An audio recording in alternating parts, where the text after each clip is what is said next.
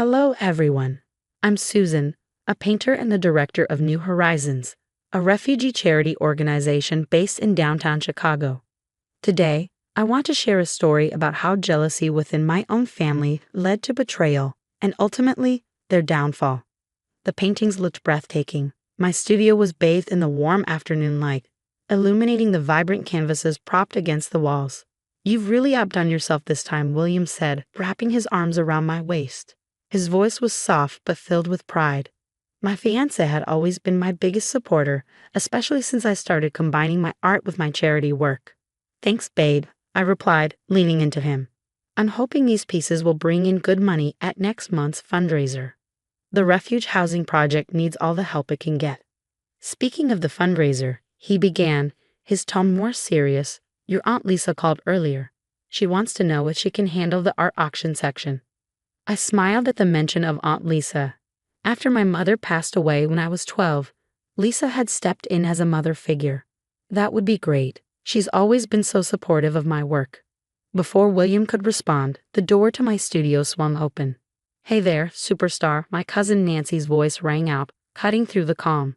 As usual, she walked in uninvited, her heels clicking on the hardwood floor. She gave the room a once-over, her lips curling into a faint smirk. "Still playing with paint while some of us have real jobs." "Running a charity organization is a real job, Nancy," I replied, trying to keep my voice neutral. Her remarks had been growing sharper ever since William proposed. "Oh please," she scoffed, rolling her eyes as she inspected her manicured nails. "We all know Daddy's connections got you that position." Before I could respond, Diana, my best friend and a local journalist, entered with Marcus, one of our major donors. The room immediately felt lighter. "Susan, the press release for the fundraiser is ready," Diana said, her enthusiasm contagious. "And Marcus has some amazing news. We're doubling our donation this quarter," Marcus announced, his genuine excitement a stark contrast to Nancy's forced smile. "Your work with the refugee families has been incredible." "Wow, Marcus, thank you so much," I said, my heart swelling with gratitude. Out of the corner of my eye, I caught Nancy's expression darken. "Well, isn't this cozy?" Aunt Lisa's voice rang out as she entered, her designer handbag swinging casually. She gave me a smile that didn't quite reach her eyes. "Susan, darling, I hope you're not overwhelming yourself with all this charity work. Your mother always worried about you taking on too much." "I'm doing just fine, Aunt Lisa. In fact, we're expanding our programs next month." "Of course you are," Nancy muttered under her breath. "Because everything always works out perfectly for precious Susan." Diana caught my eye, her look filled with concern. She'd been warning me about Nancy's increasingly hostile behavior, but I kept brushing it off. They were family, after all. "The fundraiser will be spectacular," William interjected, sensing the tension. "Susan's new collection alone should bring in substantial donations." "Oh yes, about that," Aunt Lisa said, her voice honeyed. "I have some wonderful contacts who might be interested in your work here. Why don't you let me handle the sales?" Looking back, I should have seen the warning signs in their eagerness to involve themselves in my art and the charity's finances. But sometimes, love blinds us to the truth about family. The whispers started a week later during a board meeting. As I entered the room, conversations stopped abruptly, replaced by wary glances. "Susan," one board member finally spoke up, clearing his throat, "is it true you've been redirecting donation funds for personal use?" "What?" My stomach dropped. "Absolutely not. Where did you hear that?" While he hesitated, Nancy mentioned some, concerning transactions. My blood ran cold. Nancy had been helping with our bookkeeping recently, a favor I now deeply regretted. The accusations escalated during a donor meeting later that week. Aunt Lisa cleared her throat dramatically before speaking. "Perhaps we should discuss Susan's unconventional management style," she said, her tone dripping with feigned concern. "We can't have donors questioning where their money goes." "What exactly are you implying, Lisa?" Diana asked, her journalist instincts kicking in. "Oh, nothing, dear. Just that perhaps Susan isn't quite ready for such responsibility. Running a charity requires mature judgment." The final blow came during our largest fundraising event of the year. I was on stage presenting our annual achievements when the PowerPoint presentation abruptly switched to photos of me at college parties, personal, embarrassing snapshots I hadn't seen in years. I'm so sorry, everyone, Nancy gasped theatrically, rushing to the laptop. These must have gotten mixed up with the presentation files. How embarrassing for you, Susan. But Diana had seen it. She caught Nancy sabotaging the presentation earlier. I got it all on my phone, Diana whispered to me afterward. She deliberately switched the files. That evening, William came to me looking troubled. Susan, we need to talk, he began cautiously. Nancy showed me some messages.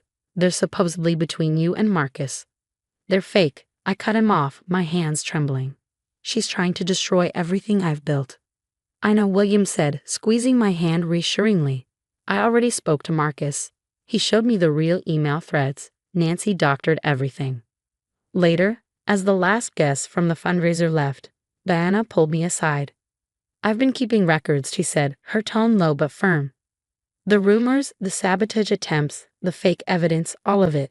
Your aunt and cousin are systematically trying to ruin you. Why? I whispered, my voice breaking. Aunt Lisa practically raised me after Mom died. Diana's expression softened, but her words hit hard. Because you're everything Nancy wants to be, successful, loved, respected. And Lisa, she's always resented that you thrived despite your mother's death. She couldn't break you then, so she's trying now. I stood by my office window, the city lights blurring through my tears. The two women I trusted most, aside from my mother, had been plotting my downfall. But they didn't realize one thing. I wasn't as easy to break as they thought. I want copies of everything, I told Diana. It's time to stop playing nice. The engagement party was beautiful, a celebration of love and new beginnings. Guests mingled, showering me with compliments. For once, I felt at peace, until I heard that voice. Well, Nancy slurred, stumbling into the room with Aunt Lisa trying to steady her. If it isn't the charitable fraud and her lawyer boy toy. You weren't invited, I said coldly. Leave. Not invited to my own cousin's engagement, after everything we've done for you.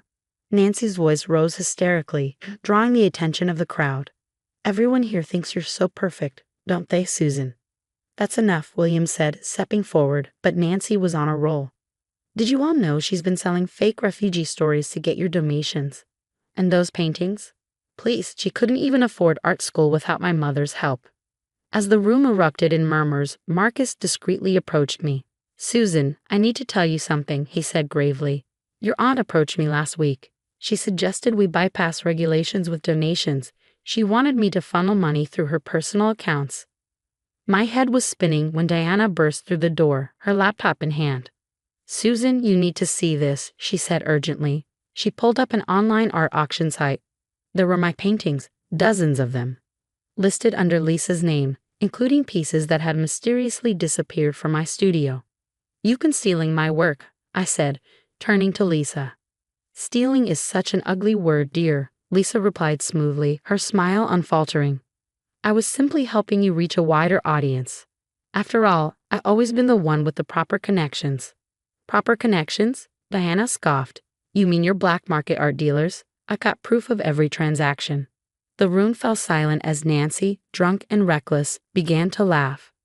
Oh please, she sneered. Who do you think gave her access to your studio?